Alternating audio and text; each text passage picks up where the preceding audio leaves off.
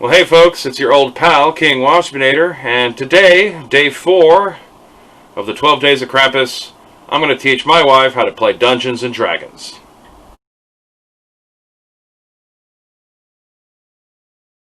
We're going to start off, we're going to make a character.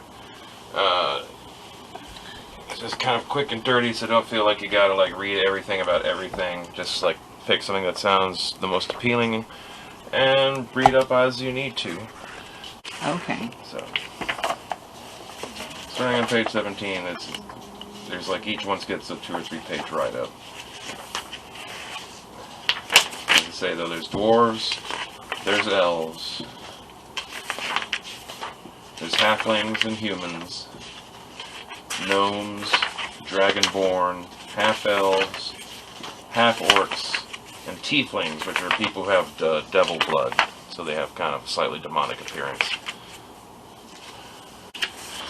A little bit. Yeah, I have no idea which one of these would be more fun to play. I have not played this. I don't know what most of these words mean. Well, think of the fantasy movies that you like, or think of the Lord of the Rings. If you're going to be one of the characters in the Fellowship, would you rather be Legolas? Would you rather be Gimli? Would you rather be one of the humans? Would you rather be one of the hobbits? Hobbit or elf? Okay. Hobbits can hide, and elves can shoot people with their bows and arrows. Well then, look a bit more in depth on both the section on halflings and on elves.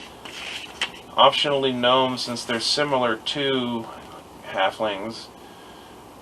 The Tolkien family early on tried to sue them over the use of the word hobbit, so they're called halflings in D&D. At least that's the story I heard back on the day, so it's probably apocryphal. And yeah, half-elves are kind of an option for elf, but you don't want to be fully ridiculously elven. He's straddling the two worlds. You get to know some extra languages that way.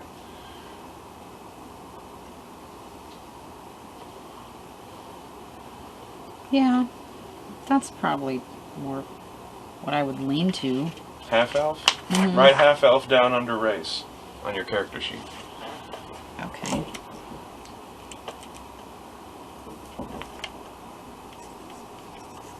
Alright, so then we want to go to page 95, or is that 45? I'm probably a rogue. I figured that was probably the ones that would attract you. Or maybe a warlock, because they're kind of witchy, because you're making a compact with some entity for your powers. Mm-hmm. But not necessarily spending your whole life in a fucking wizard's apprentice just to learn a couple spells and go off on your own. No, it's druid. It's druid or rogue. Their druids are shapeshifters. They can take animal forms magically and shit after they go up in level a little bit. And they're kind of they're nature priests, basically. Yeah. Not quite as good at healing as clerics. For the sake of time, let's just do the rogue. Alright, write down rogue under class. You can also jot down L1 rogue.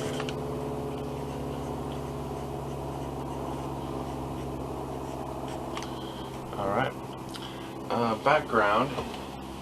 You want to choose a background? That will be on page 127 is the start of the section on background, so that runs for a couple pages.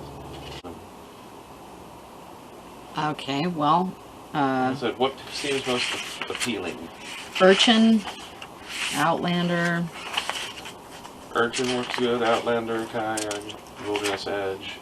Guild artisan, disgraced guild artisan, you know. Yeah, maybe you weren't good at selling locks, but you're good at picking them. Yeah. Fuck these guys. Yeah. I'm gonna pull a big heist on the guild. Yeah. You get thrown in jail, and now the sheriff's gonna let you off the hook by, okay, I need you to go out here and check out this rumor of bandits. And Yeah. I want to throw the book at you. Right. Public service. Okay, guild artisan work. Urchin could also work, but it's real kind of natural. Right. Yeah. It's boring. So he's a rogue. All right, so under background, I guess, right? Guild artisan. Alright, now we can get on to the fun stuff. Alright. For this, you're going to want to take that clipboard out from under that character sheet, because you're going to want some scratch paper access.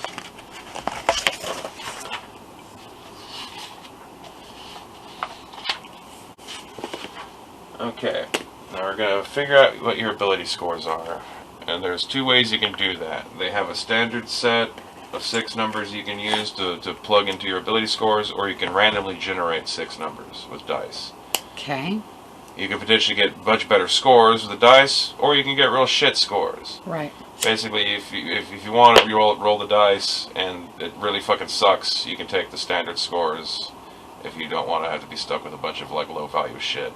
I mean, it might be more fun to just see how that goes. Good role players like having at least one attribute that's like below average and penalized, because it makes for more fun role playing. Having to like, he's sickly as hell, or he's clumsy, or he's a weakling, or he's really stupid, right? Or he's butt ugly and no one wants to talk to him, even though he's like a genius, really wise, or he's just oblivious to everything around him. Wisdom in the game, even though like you think wisdom in terms of game effects, it's kind of more like environmental awareness. So your ability to perceive things and figure shit out kind of relies on wisdom as much as intelligence. So anyway, which would you rather do? Do you want to take the numbers right off the bat? Do you want to try to roll and then just use the numbers as a fallback? What are the numbers? 15, 14, 13, 12, 10, and 8. So you'll have one thing that gets a -1 penalty unless you put it in something that your race will kick up by 1. Because your race does bump up a couple of attributes, ability scores. What's the minimum? 3. Okay. Although, like, you really don't want something that low. That's like, it's like crippling inability with it. Because like, human average is supposed to be a score of 10. Okay. So to have a 3 in something is about, that's like the worst kind of mental retardation if you had an intelligence of 3 sort of a thing. Whereas if you had an intelligence of 18, you're like Einstein, Hawking level genius. Okay. Well, we can and roll. an 8 would be George Bush. We can roll. Okay. Well then, the standard way they do rolling in D&D is you roll 4 dice 6, and then remove the lowest die, add up the remaining 3, write that down, and then do that 5 more times to get a total of 6 numbers. Okay, well. Take away one of the ones, so that's a 8. George Bush. For something.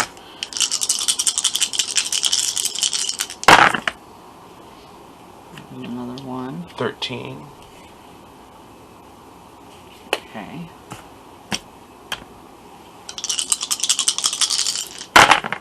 There's another 1. Oh, that's bad. That's a, what, 6? Okay. Yeah, it might be worth abandoning the character over something that low. Banning them? Or abandoning the whole thing. Oh, abandoning. That's going to give you like a -2 to something. Uh-huh. Okay. That's a little bit better at 10. Nothing outstanding. How many you got so far? 4. 2 more times. 2? 2 more times. You want a total of 6 numbers. Alright. Oh, that's much better. A 15.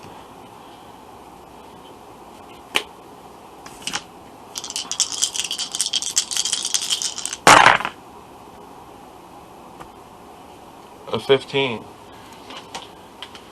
Well, that's marginally. You got 2 higher numbers than what the standard set of scores gives you, but you also have 2 negative attributes, and one of them like really negative.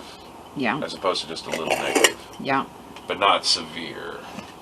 Yeah. So, do you want to play with those numbers, or do you want to use the standard selection of attributes? Play with these. All right. Do this. What am I going to do? Well, then, in the big square box here, where's my little thing? In the big square box here, write down one of those numbers in pencil, because you might have to change a couple of them. So I get to just pick? Pick where you want them to go. It doesn't have to go in order? Nope, you can choose wherever you want them. Consider the fact that this is a rogue. You might want to look at the section on rogues. Let me find the page for you again. I think that was 64. Because that will give you some hints as like what kind of attributes are favored. No, not 64, 94. There we go. Because for one thing, it's going to give you like a savings throw and dexterity and intelligence. A quick build, like like dexterity should be your highest score, intelligence be your next highest. If you want to excel at investigation or take on like an arcane kind of archetype later on, you go with the charisma as like your third highest. And that's just their quick build recommendations. So in that order, your priority should be dexterity, intelligence, charisma. If you want to go with an optimized rogue build. Okay.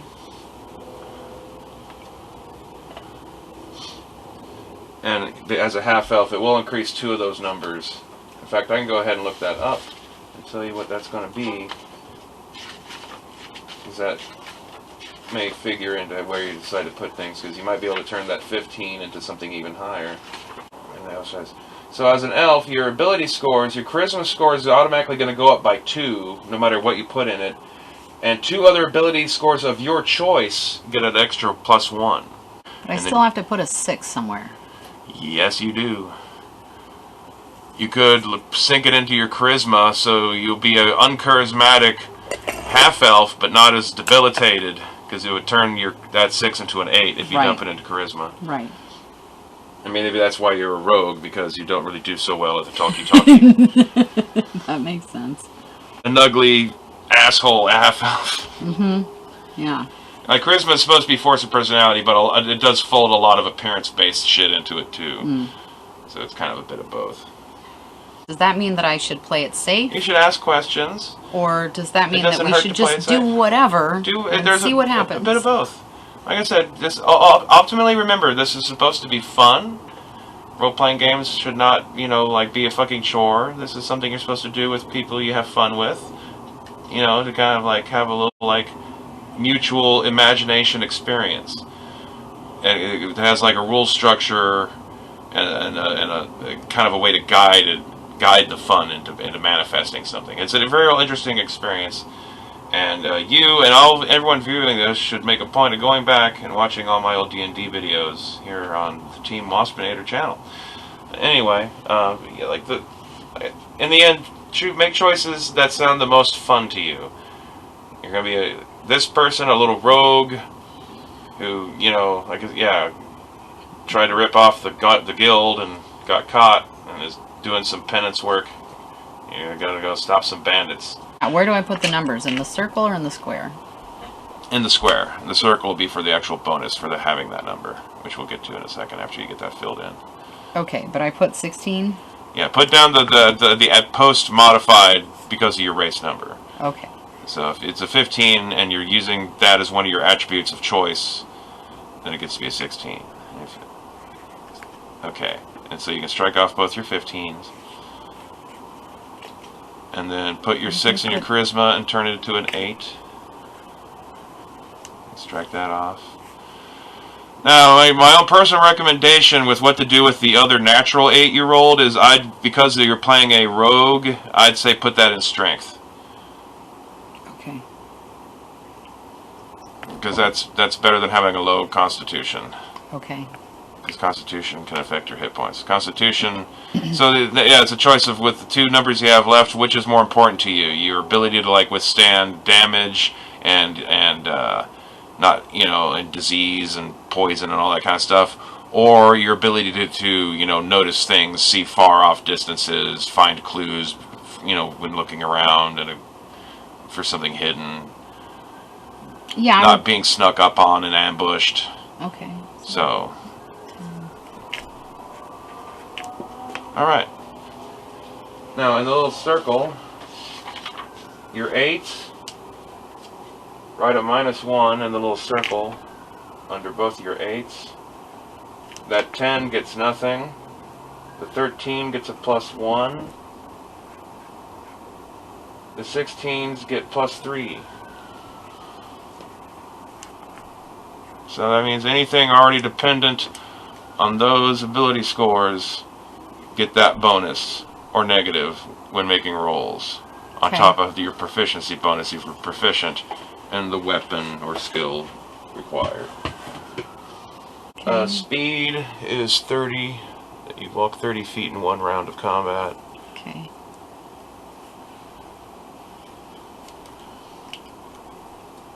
Over here, there's a column for features. What does that say? This says passive wisdom, perception, other proficiencies in languages. Okay, that's not for, this is for features and traits. Okay, you have dark vision with a range of 60 feet.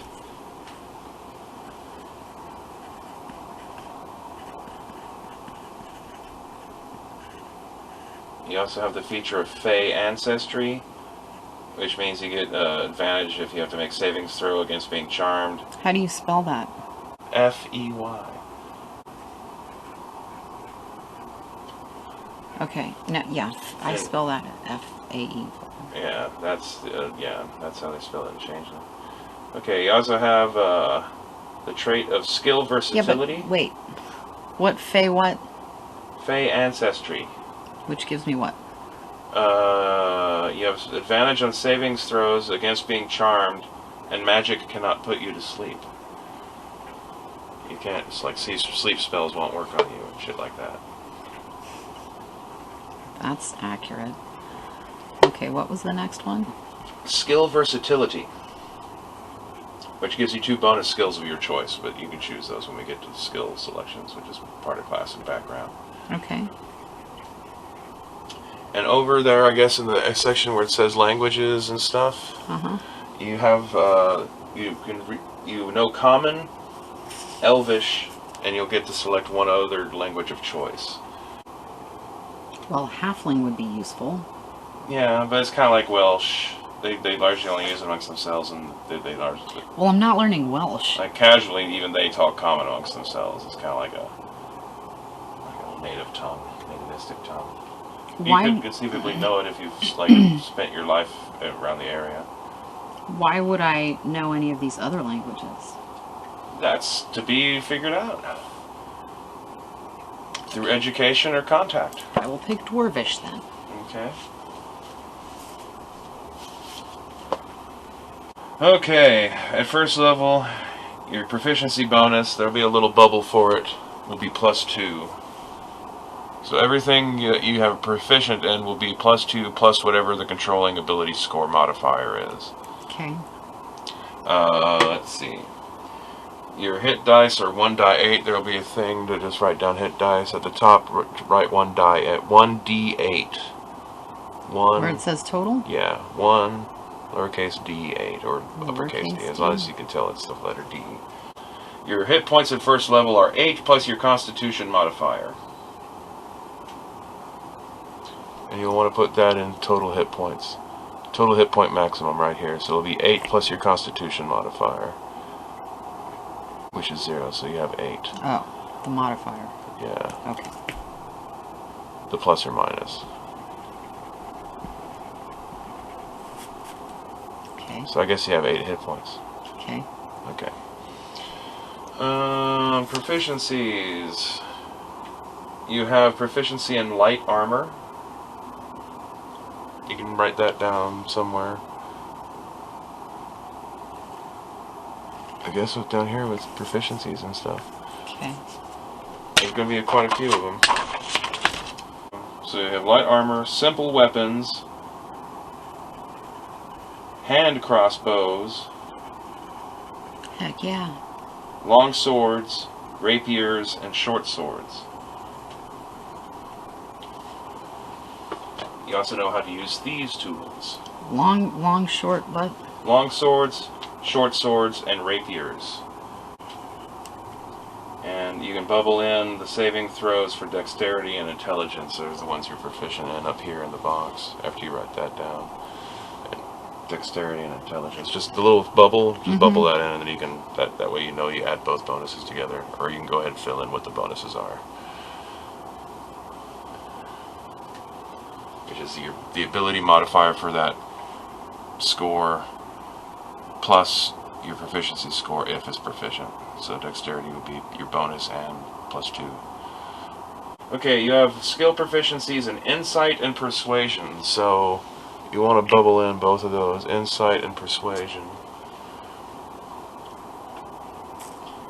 You're proficient in one type of artisan's tools, and you get an extra language.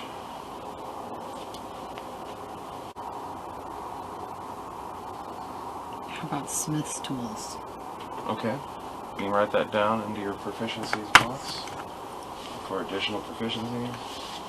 When you use smith's tools, you get a +2 bonus. What's an undercommon? That's the language of like under dark dwelling elves and the deep races. I see.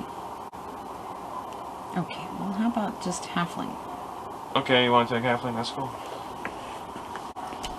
Say you've been living in Big Town, the little village where all the tall people are forced to live. Alright, so you get some equipment here. You get a set of artisan's tools of your choice. So I guess if you want to have some smith's tools, you can have some smith's tools. Okay, where do I put that?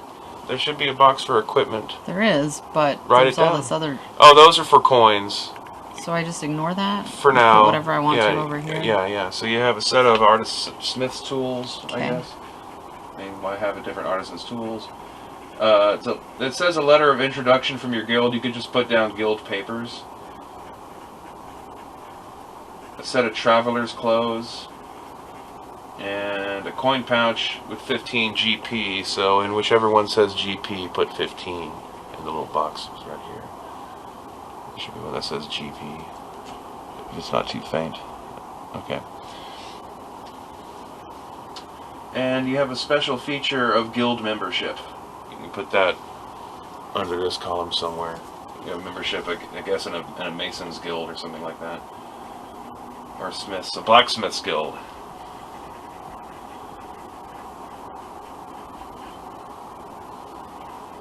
Okay. So now we can go back to class finally. In the lower right hand corner, you get to choose 4 of the skills listed there. It says choose 4 skills from the following. You can have 4 of those of your choice. And then you get to, after that, you choose 2 additional skills that you want because you're a half-elf. Then I just color those in. Yeah, it is, but one of those ones you want.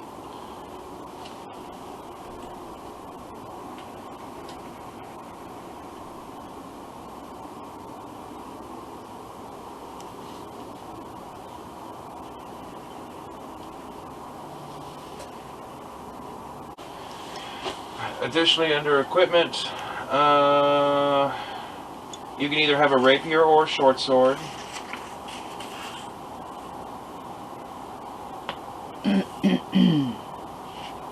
Are there advantages and disadvantages to these weapons?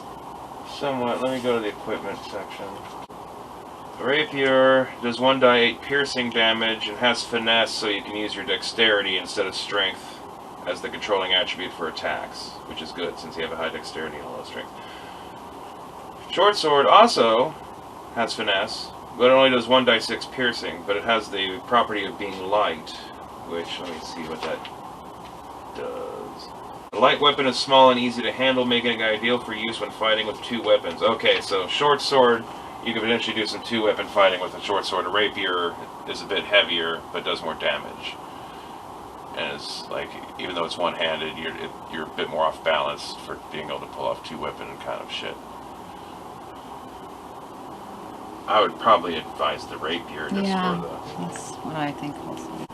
Piercing, bludgeoning, and slashing damage does actually have some effects, so sometimes it's good to also try to like have some variety in what kind of weapon damage you do. But swords and rapiers are both the same thing. They're both piercing. Okay. So you have a rapier. There's a little area here. Should be for weapon attacks. You can write down rapier.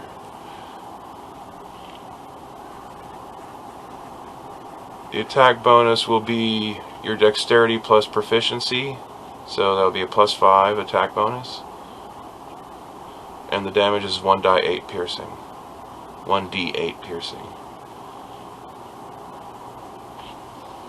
Okay. Back to rogue. You can have either a short bow and a quiver of arrows, or another short sword. I guess that'd be if you wanted to do the 2-weapon short sword thing. No, I want to do bows and arrows. Okay, so you have a short bow and a quiver of 20 arrows. Short bow you can put down under combat stuff. Another weapon attack. Short bow. Where is it? Where is it? It does 1d6 piercing damage. And it'll also be your dexterity plus your proficiency bonus, so it's another +5 attack to hit at range. It's two-handed though, you can't have another weapon in your hand when you're using it. Yeah. And under equipment, you can just write down quiver with 20 arrows. Okay. And then you can either choose a burglar's pack, a dungeoneer's pack, or an explorer's pack. Let me find a page for that, because they basically, like, it comes with a bunch of other small items. You can either just write down the pack and reference the page, or you can actually write down all the individual items if you want. I need to find a page for that. Here we go, page 151. You can have a burglar's, a dungeoneer's, or what was the other one? An explorer's? Yes. It's like Samwise Gamgee designed all these packs because they all come with fucking rope. Don't forget rope. Better come with rope. Characters invariably want rope. You do a lot of shit with 50 feet of rope. I kind of like the burglar pack. Well, you can take it. 1,000 ball bearings. That's like you trying to be being chased by some cops or something. Dash that shit on the street. They all have to make dexterity saves, not fall on their ass, and you can get away. The other two have 10 days of rations, and the burglar pack only has 5 days of rations. Yeah, because burglar pack, I guess, is assuming you're in a city, so you're not out there having to, like, last a week making long distance travel on But it's foot. also the only one with candles. Yeah. You know, wax can be handy for making, like, impressions of keys and shit. A crowbar. Two of them have crowbar. I'm going to take burglar's pack. Alright. So, yeah, as I said, you can just, like, write down burglar's pack and just note the page so you can reference it. Or you can write all that down if you really fucking feel like it. But for sake of time, you don't have to. There's still some more equipment. You also get leather armor. I'll write that down under your equipment. You have 2 daggers, and you have a set of thieves' tools on top of being proficient in them.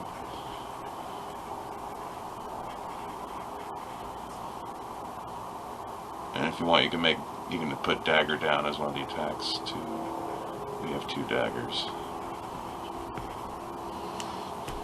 and leather armor.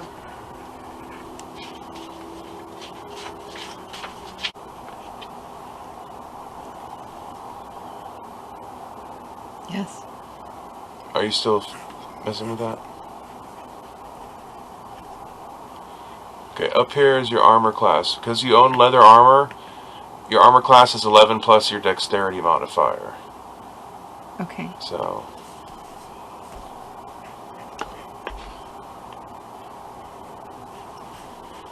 Alright. Let's see, what else? Since I'm over here by it. You can write down under attacks, dagger, since you have 2 daggers. Okay. A dagger is 1d4 piercing and uses your dexterity, so it'd also be a +5. It's a simple weapon, so you're automatically proficient in all the weapons that fall under the simple weapon category. You can also throw it, or use it two-handed because it's light. Okay. So you can make a double dagger attack or something like that. Okay, anyway, now finally back. 2 other class features you get. You can do a sneak attack at first level, which allows you to do an extra 1d6 damage. Where do I put that? Just down under this column, write down sneak attack 1d6. And you know yet another language called Thieves' Cant. Or you can just put down Thieves' language. Either way. The secret coded language slang that thieves use to let you know it's a safe place for all that kind of shit. Passwords.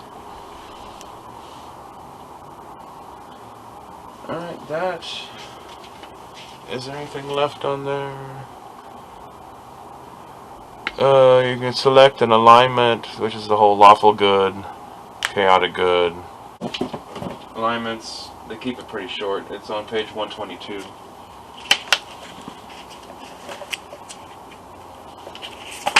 And then choose the name for her, or him.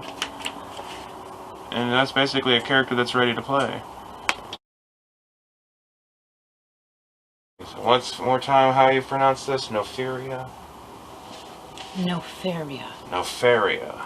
Okay. So as described earlier, Noferia has cut a deal with the sheriff of Hampshire, this little town of halflings, to not reveal to her bosses that she tried to pull off some sort of minor heist out of an act of revenge for some reason. And in return for his silence, he's asked her to go out to the borderlands of this freehold. It's over there by the river where there's a little covered bridge. Okay, borderlands are over here? On this side, yeah. On the east side of the river, it's free range open territory. Okay. On the west side of the river, the halflings control everything up to a point of another river several miles further to the west. That's not on the map, for at least for the purposes of today. So as you see, there's a road. Each square represents about a mile, so that's about 10 miles to get to the covered bridge. Okay. Midpoint, there's a crossroads that leads to a couple other halfling settlements that are also off this map for these purposes, because you don't necessarily have any reason to go to them. Okay. Big Town is the little town that you would be living in, since if you're a local guild artisan, which one assumes you are, that's where all the taller people are forced to live at night. It's not that bad, but it's not that great either. So, what the sheriff knows, the sheriff is a halfling man named Matham, who's like in his late 40s, early 50s, has like a touch of gray to the side of his hair, and typical kind of halfling appearance for, you know, a guy of his age. Grizzled sideburns, that kind of shit. Nice clothes. Information he knows is that he's heard reports for some dwarves and traders that were coming from the east that managed to escape and make it to the town. That, well, one of the dwarves said it was bandits, and the other dwarf said it was some sort of monster with feathers. And he wants someone to go out there and find out what's going on, and if possible deal with it, because it's outside of his jurisdiction as long as it's on the other side of the river. So how you want to approach this? Let's say it's about mid-morning after he has you in his office and sets you loose.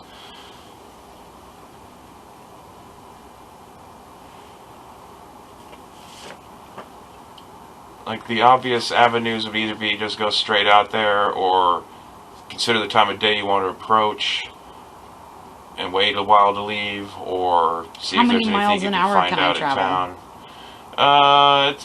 You're talking like a couple hour walk here at your character's travel space. You can travel at on average about 24 miles in a day, so 10 miles is a little under half that.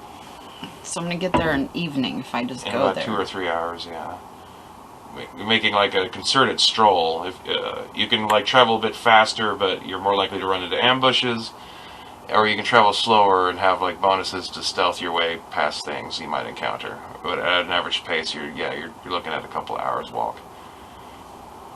Okay, but I would.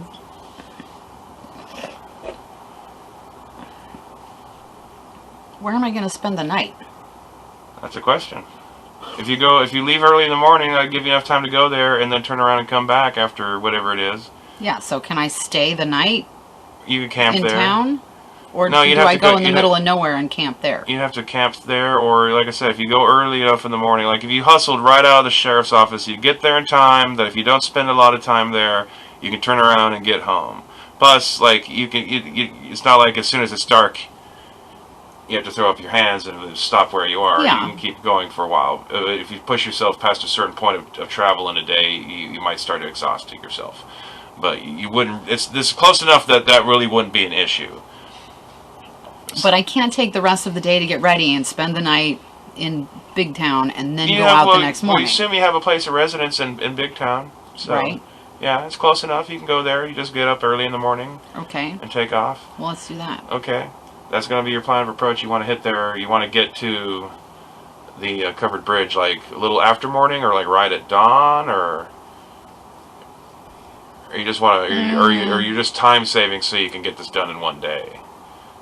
I want to be able to see what's going on before it gets dark and not have to worry about getting there before it gets dark. I mean, I have pretty good night vision, but still, I want to, like, be able to get the lay of the land. Yeah. Okay, so you go back to whatever little hovel that you've been renting for a couple silvers a month in Little Town on your guild salary. I guess you're just going to, like, putter around the house, do your normal things, and just wait it out. You don't have anything, you want to go, like, is there any equipment that you don't have that you might want to... No, I'm just doing stretching and meditating and, okay, getting ready. All right. To do whatever this is. You're centering your inner elf. All right. Okay, so you set out the next morning after a couple hours of benign travel. I mean, it's a halfling country, so it's all pleasant fields, and it's a little bit of forest to the north that you can see from the road. But it's not like some terrible, scary, haunted wood. It's a pleasant little halfling forest with apple trees and shit in it. Okay. The covered bridge crosses a river called the Feywash River. It is the easternmost border of this shire. And there's a nice little covered bridge, little wooden quaint, like you see in New England pictures. Okay. How do you want to approach the bridge? Well, I would have gone upstream a little bit and come back down underneath it. Okay. Like by following the riverbank? Yeah. You're not going to cross the river by trying to swim or something? No. Okay. All right. I guess as you get closer to the bridge, are you coming up from the north down then? Yeah. Okay. No, down this All right. side. Not that far up the grid, but yeah. Well, yeah. Because each square's a mile. Well. But far enough. Okay. Let's see. Let's make first a stealth roll and then a perception roll. So you want to make a stealth check. Let me see what the difficulty is going to be here.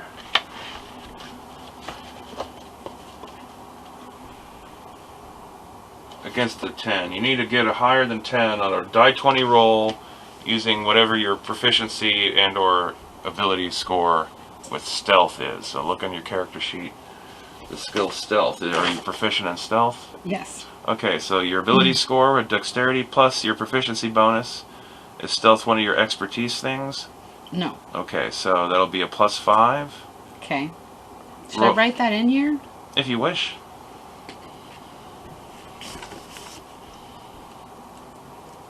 Okay. So what you're going to do is you're going to roll a die 20. Okay. And then you're going to add 5 to that number and hope it's higher than 10. Okay. That sounds fantastic. Okay, so we're rolling for your stealth. Okay. No, it's a Okay, 2. so you're kind of just blundering along the side of the bank. Okay. Roll perception. Let's say you got to beat a 12. I am proficient in perception. Right. Well, let's just say you got to beat a 10. So, yeah, it'll be your wisdom bonus plus your proficiency bonus. Which is what? Your wisdom bonus is +1, and your proficiency bonus is +2. Or if you are proficient in perception, correct? Yes. So that would be +3. So roll a die 20 and add 3 to that number and beat a 10. Okay. Well, I can do at least one of those things. There, I did one of those things. Wow. Okay, you kind of just blunder along, trudging up along the edge of the bank. The banks are kind of steeper than you anticipated, so my foot keeps slipping in the mud. Yeah, and you're paying so much attention to that you can't really tell if there's anything going on at the other side of the bridge. Okay, that's fair. But if there is, they've probably noticed you. Okay. So, what do you want to do? Well, I'm gonna... In fact, actually, at this point, I need you to roll a die 20. Okay. This is your initiative.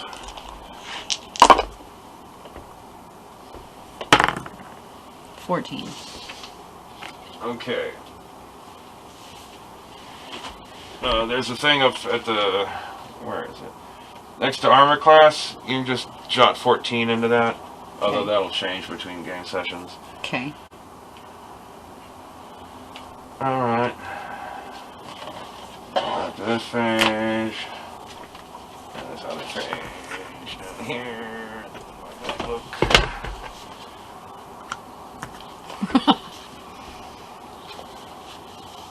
What are you giggling at? Okay, so you rolled a 14. So what do you want to do now? You're back. You got back to the bridge. Or you're still on the Shire side of the river.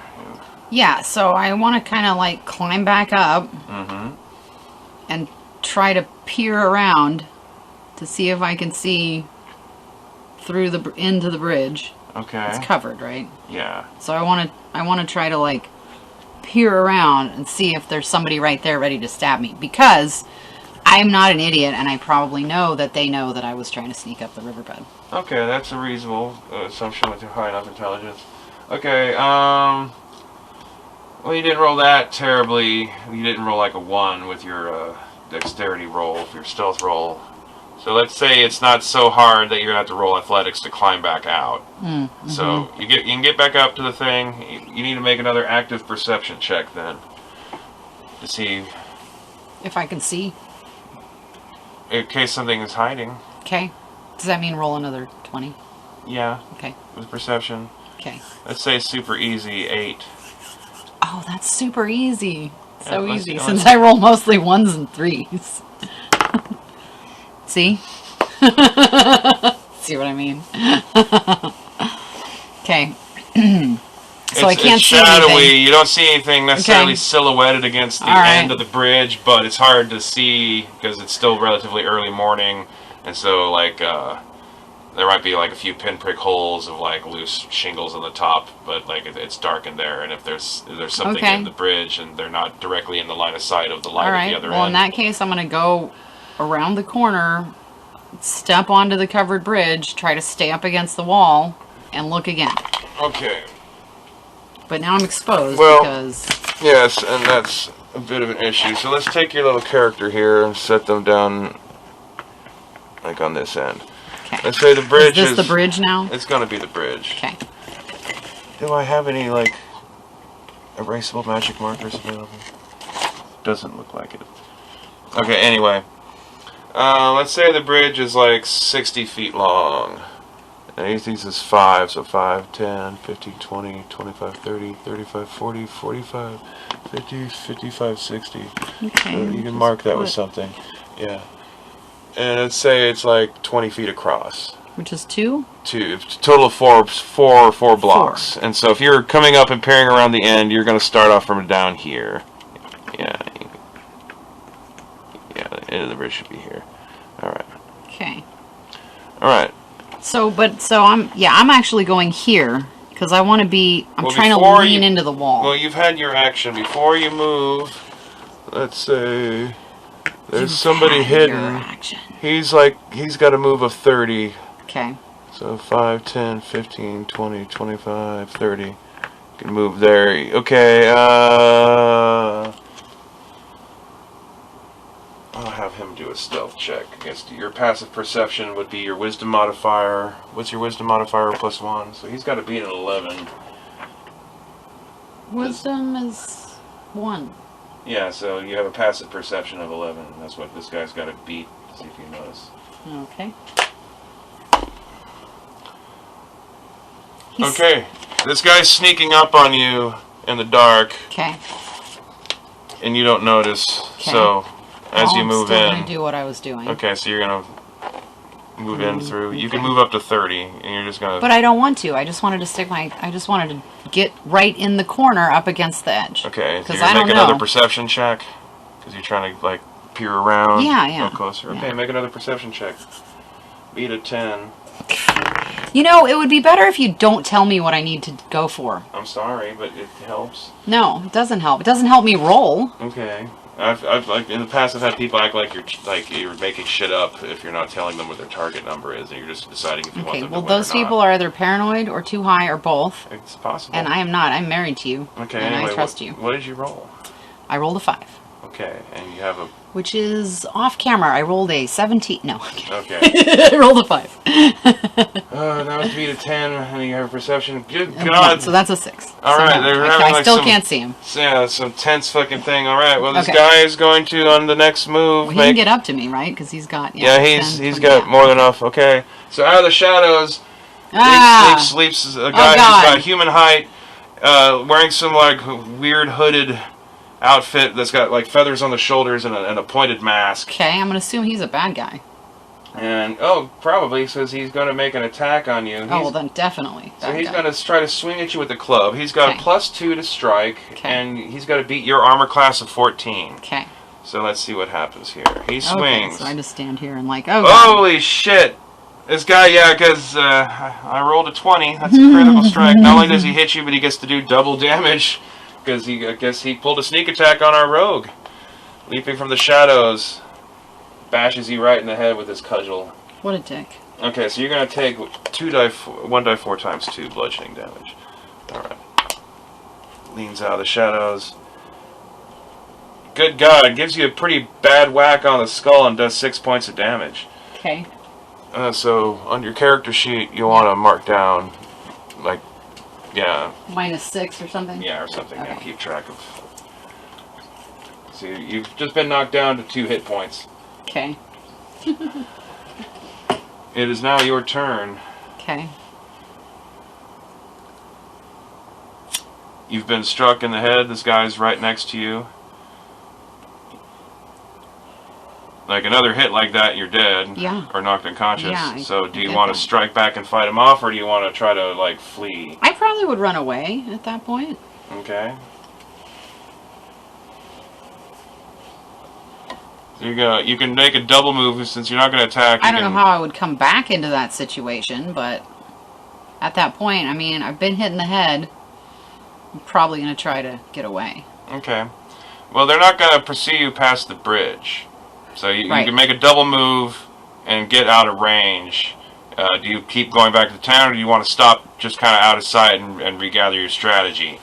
If you take a short rest, you get to roll your hit dice and regain that many hit points that you roll. So if you do stop and take a 10-minute rest and gather your senses, you might be able to get your hit points back without having to use a healing spell. Is there somewhere around there that I can feel comfortable hiding for 10 minutes? Yeah, well, like... I know he's not going to come across the bridge, but he can still see me. The land is gently hilly, and there's some, like, copses of trees and stuff. Like I said, there's a bit of hide forest. behind a bush and stuff. Like I said, you can eat an apple. You can get, like, out of the line of sight of the road, because, like I said, the land kind of gently dips and rises. Yeah, so I would be like, oh, whoops, I'm just overwhelmed, and I'm going to run away, and then I'm going to go hide over there. As I'm saying, like, if, for whatever reason, they're not going to pursue you past the bridge. So, in and of itself, that is information. Right. That they don't chase you down. I don't really know that, but... That way, like, you can think of it, like, you're here to investigate something, so... Yeah. Rogues don't just have to be thieves. So I would try to go a short distance away. Or you can go back to town and report and try to get reinforcements. I would not try to go all the way back to town at this point. Quite yet, okay. So do you want to take a short rest and use your one hit die to try to recover? Okay. Roll that die 8. Which one is 8? This one is the die 8. Okay.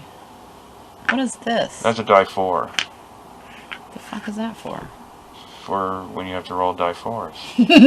Look, that's what I had to roll for him. And if he hadn't done the double damage shit, 5. Okay, so you get 5 of your hit points back. So that puts you back up to 7 hit points. Much more reasonable. Okay. But now you won't be able to use your hit die again until you've had time to take a long rest overnight. Okay. Okay. Well. Now what? You go somewhere like slightly out of sight of the bridge entrance. Maybe hide around some trees. You take a short rest. Gather your wits together.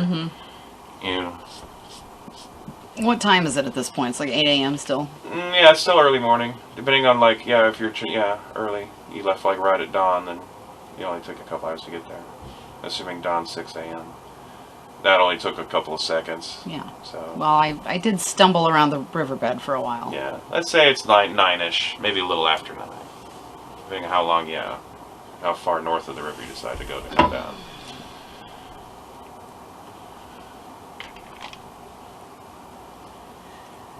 Am I able to see anything from the opposite? How big is this river?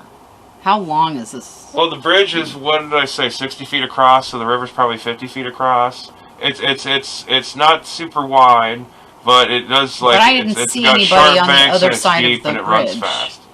No, when you I was didn't. going down there. But like, you they know, saw me. there's some like basic foliage and stuff. It's not like it's mowed grass and stuff. There's ways for people that can hide, even though it's not like dense congested Yeah, so I didn't forest see or them, but anything. they saw me. Yeah, because you made noise and you didn't pass your perception check to see if you can see them on the other side of the banks.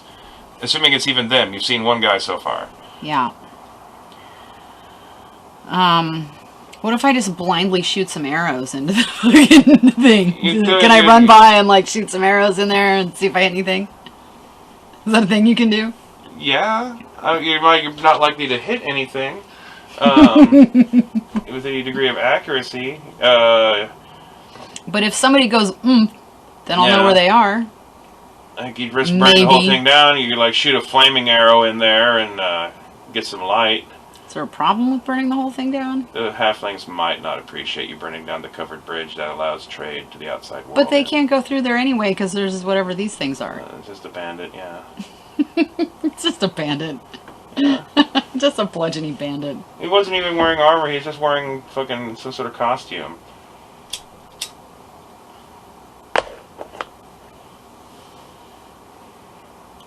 Okay, well, can I run in there swinging my sword?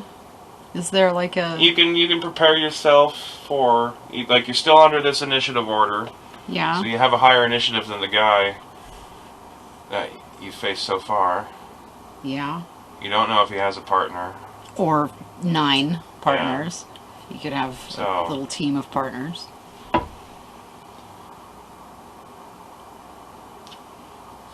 I mean, to my mind, there's only so many things I can do in this situation.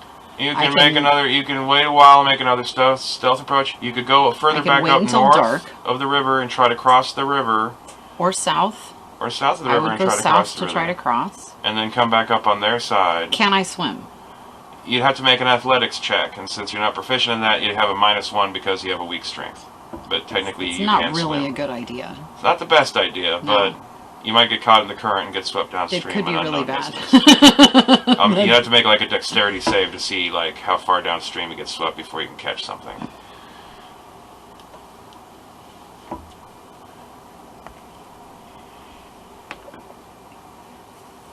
Yeah, so there's either I can't really sneak in there because I tried that.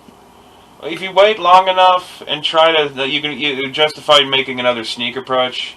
But like, I would wait until dark if I was going to do that. Or like I said, the other option would be sneak in from the other side by crossing the river at a different point. Right, which doesn't sound great. Yeah, because I'm looking at that and I'm like, I'm not that good at that. You're not feeling your luck today with these dice rolls so far, and so I'm either gonna go shoot some arrow, run across the opening shooting arrows to see if I can get somebody to grunt so I know where the fuck they are. We still need to make a stealth approach to get up close.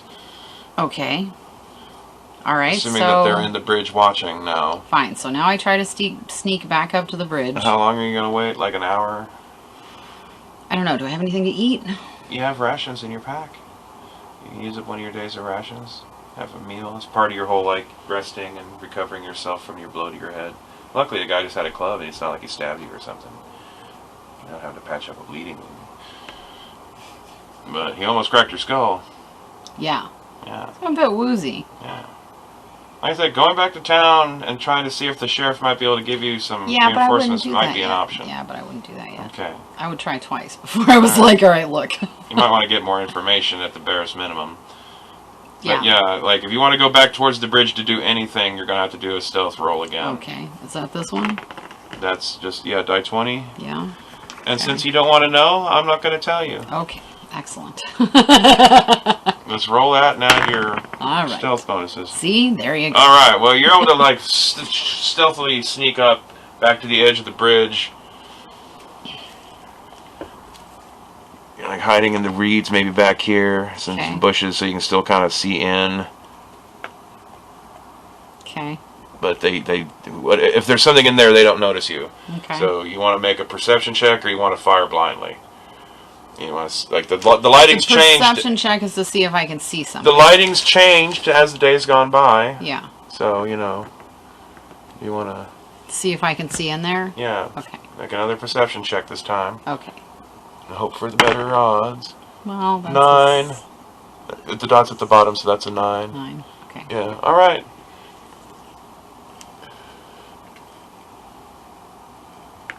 And holy shit. Just remembered now.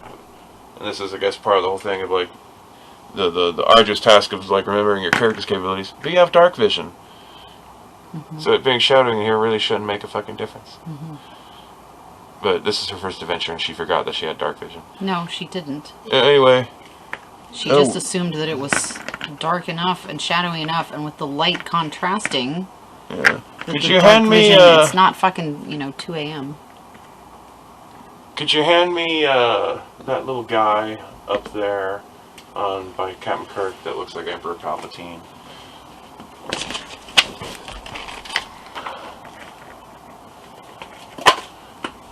Okay, well, you see those two dudes dressed like in the costume of the one that attacked you. Okay. Standing side by side down here at the end of the bridge and the other entrance of the bridge. There's a guy in a cloak that they're speaking to, and behind him you see a horse.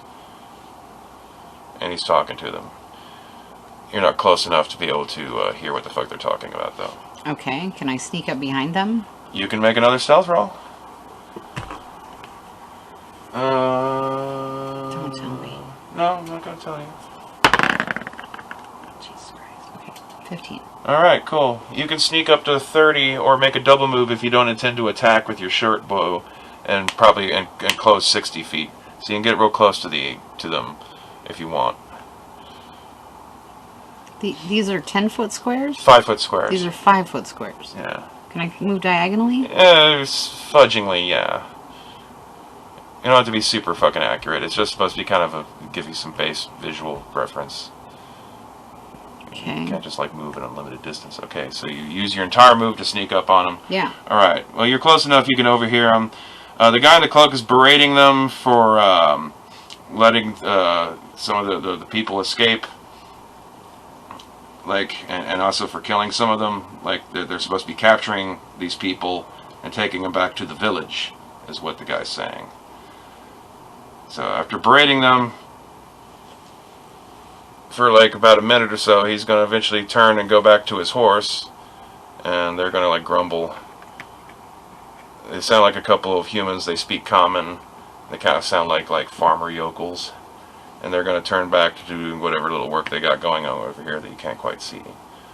So you're going to interfere as this little meeting breaks up, now that you've heard him bitch at them that they're supposed to be capturing people, not killing them or letting them run away, so they can be taken back to whatever this village is.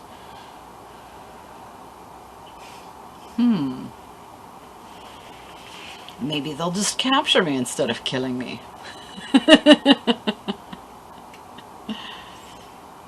Even if I kill one, though, because if I like run in swinging, the other one's probably going to just kill me. They'll defend them. They'll move to defend themselves. Was all about. You could also wait for the more capable-looking guy in the cloak to ride off before making a move on the bandits. Maybe you could try to capture one of the bandits, or wait long enough and see what they might look like under their masks or something. Yeah, I could keep trying to spy on them a little bit. But the question is, can I get... Big thing is do you want to do anything before the meeting breaks up? No. Okay, so he's going to let him get back up on his horse and ride back west down the trail? Alright. Yeah. And they're going to go off over here. Now, unfortunately, like every time you want to change your position, you're going to make it a stealth roll. So if you want to try to get over here so you can see it enough of an angle to see what they got going on, you're going to have to make another stealth check. Or you can automatically assume that you can stealth your way back out the way you came. Yes, I could run away at this point, or I could try to spy on them more. You've got a little bit more info. Yeah. That you might be able to take back to the sheriff, or you could try to like capture one of them, or take them both out. No. No, the only thing I would try to do is spy on them more. Okay. All right. So which would involve going all the way across the bridge and finding somewhere else to hide on the other side of the bridge, like. Okay. Well, like if you wait long enough, like eventually, like you hear one of them starting a fire as it gets closer, like mid-afternoon, and like obviously no one else is coming down the trail today, and so they're going to start setting up camp. So they might be distracted enough at that point to get out of the tunnel, unless you want to go back out and try another strategy to get across the river. You do have all that rope. No. Mm-mm. I'm not trying to get across that river, dude. Okay. That's what the fucking bridge is for. Exactly. You don't want to tempt fate with that -1 strength roll. No, I do not. Okay. Alright. So are you going to like lay low in here until you get enough comfortable cover of them being distracted and noise that you feel like you can sneak out, not just have the cover of the shadows of the bridge, but have to actually cross a little open country to get behind like a bush or a rock or something? Yeah, go find a place to hide. Okay, well that's a couple hours you're talking about hanging out here. Let's say they'll like stop for lunch. So you have to, from like, you're in the 9 o'clock hour at the beginning of this, and you're going to end up waiting till like noonish. So you're going to have to spend a couple hours just kind of trying to catch some conversation. Mm-hmm. You might be able to catch their names, like, that would be some good common human names, like Benjo and Wallach. Yeah. Mm-hmm. Yeah. Benjo and Wallach. Okay, Yeah. so you hear their names. Okay, these are just some thugs. Yeah. Actually, let's make an active perception roll to see, like, if you pick up their conversation clearly enough to get some more details as you hear them talk while they are fiddling with something. No, only got an 8. Yeah, that's not good enough. All right. So you can tell they're talking to themselves about something, but you can't really make it out. Okay, so you wait long enough so you can make a darting dash while they're sitting around a campfire frying up their lunch of fish or something. Fish, presumably, yeah. So we're going to need a stealth roll.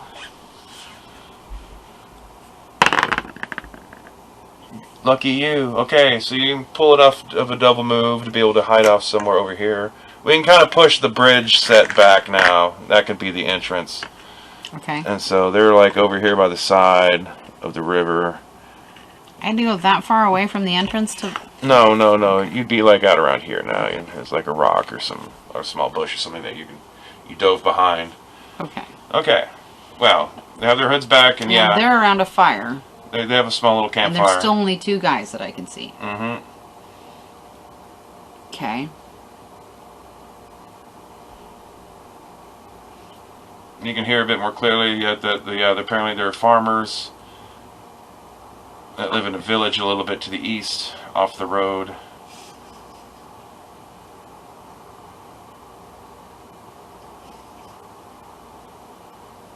You hear something about a cult of witches that has been running things there in the town, and they're apparently the ones that want them to be bringing live people for some reason to the old temple. The longer you listen to, the more details you can get. What would you like to do? What I would like to do is go over there and talk to them. You can try doing that. And be like, what the fuck? You can catch them while they're like with their pants down. I'd say like you're probably gonna have to do one more stealth roll to say you can like walk quietly up behind them, so that you can kind of like you're already in their perimeter and catch them off guard long enough that they'll be stunned that you might be able to then do a charisma check to try to like, hey guys, let's not do I this. have terrible charisma. Yeah, but you did have the persuasion skill, so that is somewhat in your favor. It balances out the negative to the roll. But if you want to talk to them, I mean, they're a hostile party. They already attacked you once. I know, but I don't want to run in there and kill them because they're farmers and they're doing something for some witches, which means they're just pawns. Mm-hmm. If I go kill the pawns, that doesn't do anything for me. No, it doesn't. And it doesn't do anything for them. No, it doesn't. So, like, I can go back and try to get more guys, but what does that do for anybody? Makes it easier to capture them and get answers as to what's going on. Alright, well, I'm a giant wuss, so I have no charisma, so I guess I just leave. Okay. If I can. Alright, well, I guess you got like 2 more stealth rolls to get back to the other side of the bridge. Can you get into the bridge, and then can you get across the bridge without them noticing you? No, I cannot. Alright. So now I'm what? Did I move at all? Yeah, I tried to move. You try to move I got somewhere around the entrance of the somewhere. bridge. And then they heard They a notice noise, you. and they were like, "Hey, wait, Cletus that and fucking Dwiddle. person is still here." Okay. And now they're gonna... Okay, well, you've had your move. Cletus, let's say, he's got the next initiative, so he's going to move and attack. Okay. Let's see, so he's got that +2 to strike. You got the AC of 14, so he's going to try to hit you with his club. Okay. Get her! Again. 11 + 2, 13. No, he misses. He swings and he misses. Dwiddle. 5, 10, 15, 20, 25, 30. He gets up close behind him, but he's not quite within range to strike you yet. So, it's your turn. Okay, so I can either attack the one I'm closest to, or run Or away. retreat more. Try to get back across that bridge before they can attack you again. They don't have any ranged weapons, they just have these clubs. Okay. Well, can I attack one and then run away if they don't kill me? Perhaps. Okay, let's do that. Okay, you're going to attack the one closer to you? Yeah. So you're going to be attacking Cletus. I don't have time to pull my bow out. Alright, well, you're gonna... Well, I mean, you're he right swung up at me and the other one's charging, so like... It's like you're being right up on top of you, like shooting him with a bow is kind of like... Yeah. So you're going to use your rapier? Yeah. Okay. So, with that rapier attack bonus, roll a die 20.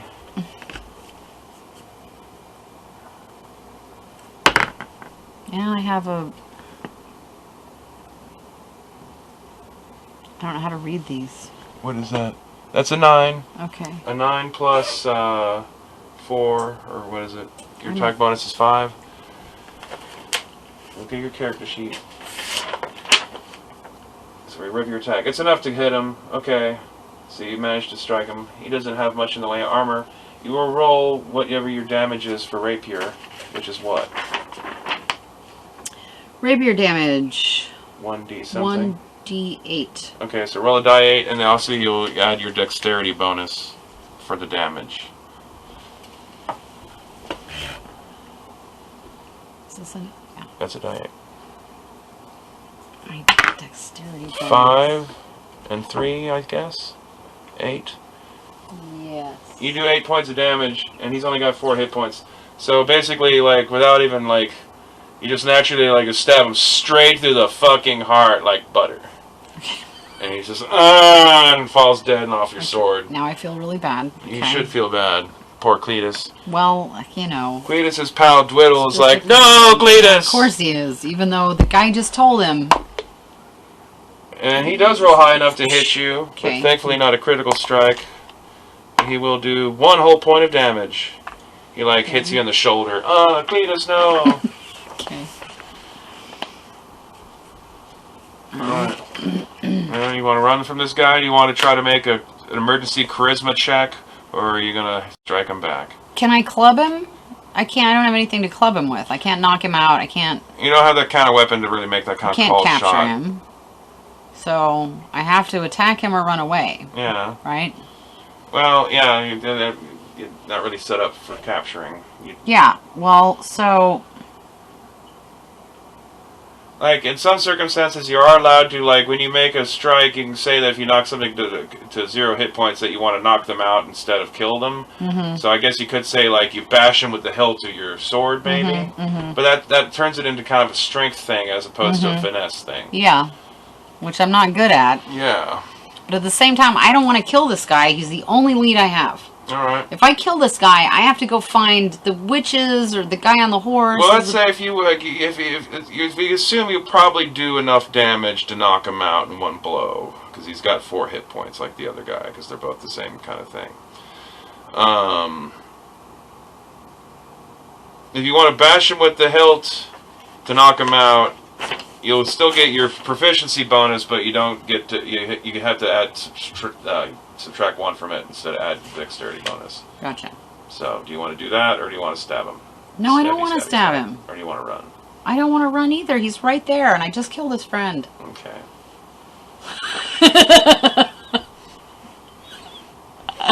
Okay, which one do I throw at the board? There's a die, right? I throw it.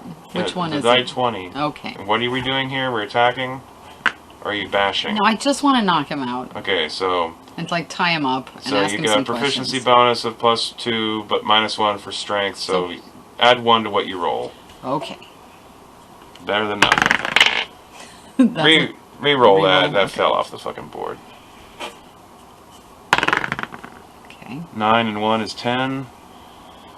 And he's got an AC of 10.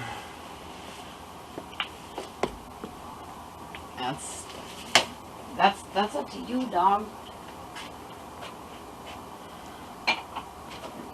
And then you gotta roll higher than it. He like ducks his head as you try to bash him in the face with the hilt of your sword. Okay. And then he stabs me, or he bludgeons me, I'm assuming. Well, he's going to try. Right, he tries to bludgeon me. Bitch, try to smack me! Well, but... Oh, but you got lucky. Well, I guess I should wait for you to get back. I'm obviously benign. Yeah, he's stabbing I guys. didn't try to fucking stab him. Stabbing dudes in the heart. Well, yeah, but that guy fucking swung at me. I was married to his sister. And that was probably also the same guy that cracked me on the head earlier.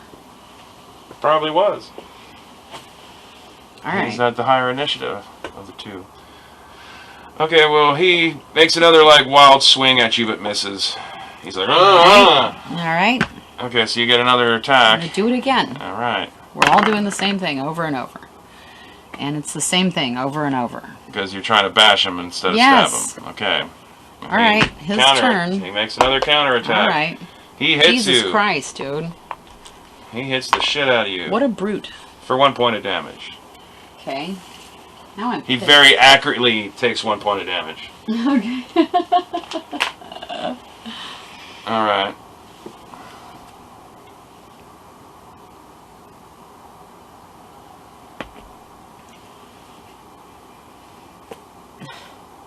Make another attack roll. I guess, yeah. Are you still going with the bashing thing? This guy's pissing me off, though. 19. Alright. If you can do 4 points of damage with your die 8 roll, you'll have knocked him out.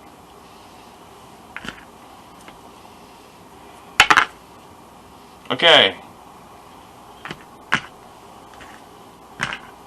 Dwiddle is unconscious. Cletus is dead. Okay.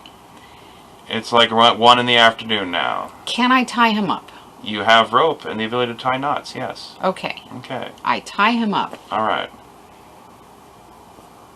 And then I drag him away in case somebody comes along. Okay. But I leave the other dead guy there. Alright. I don't push him into the river. Do you take him like over I to should. where like his campsite is, or you drag him up into the bridge? Oh. I was just going Like- to drag him off to the side where I was hiding before and try to You can question do him that when he too. wakes up. Okay. But I was going to leave the dead guy in the campsite over there. Alright. Well, Because I'm not strong. If I was strong, I would push the body into the river. I would take his costume. I would take the costume off the dead guy and put it on. Like, he's, like, So I look knocked like the other out, one. so he's gonna be out for, like, an hour, unless you want to make a medicine check to try to get him to wake up. Prematurely, like, throw some water in his face, or figure out some way to get him to wake up. With stuff you have on you, just using your medicine knowledge.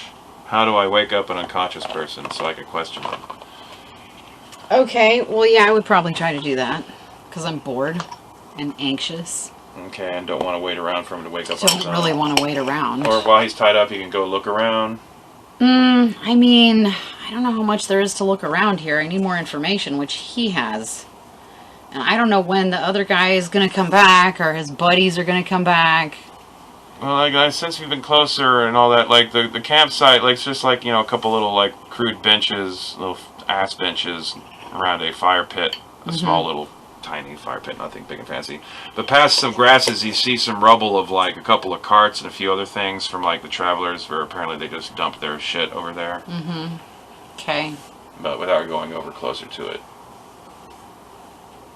So you're saying I can go check that out You can go look while around and waiting see. for him to Yeah, wake you can up look at- you can go instead see. of trying to wake him up. Yeah, I can go look give it some around. time. You can spend that time doing that, or you can, yeah. Am I good at tying knots? Am I pretty sure that when he wakes up, if I'm fucking 30 feet If away... you want, let's say, make a dexterity check, just a raw dexterity check with no proficiency added, just your dexterity bonus, and Which is- that'll be how well you tie him up.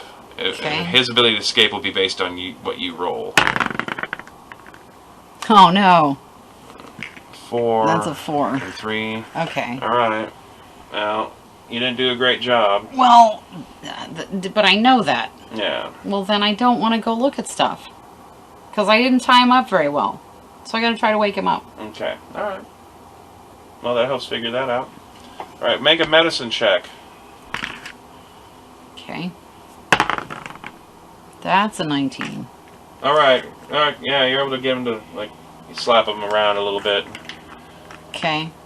I'm like, wake up. Why didn't you kill me? You're gonna have to kill me. The witch is gonna kill me. Who can protect you from the witches? Or the witch? Is it a singular witch? No, I believe it's not that it's not really important that okay, let's rephrase that and then re-edit it.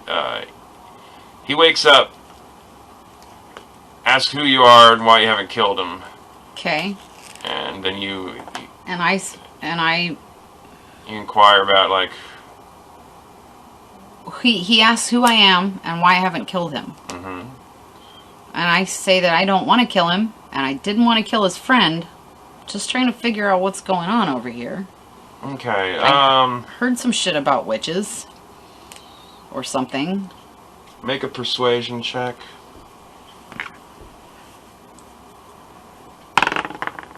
Nope.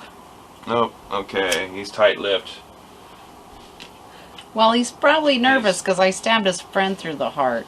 He might be nervous about some other things. That's true. That's true. That's true. He could be being threatened in ways that I am not very threatening. Yeah. By another party or parties. Yes. Hitherto unseen, or maybe the guy on the horse. Okay, well, what do you want to do with him? He's refusing to talk. I guess if you want to switch tactics and try to rough him up a bit, you can make a wild intimidation roll, since your attempt to persuade him failed. Or you could, instead of persuading him to talk, you can maybe persuade him to come with you and drag him back to the town. Let the sheriff do some shit to find out what's going on. Yeah, I'd probably try to do that at that point. I don't have much else. I don't have any other... I'm not going to be able to rough this guy up. Okay, so that means you're not going to bother looking at the camp? Since if you're worried about the ropes, you guys want to keep an eye on him constantly.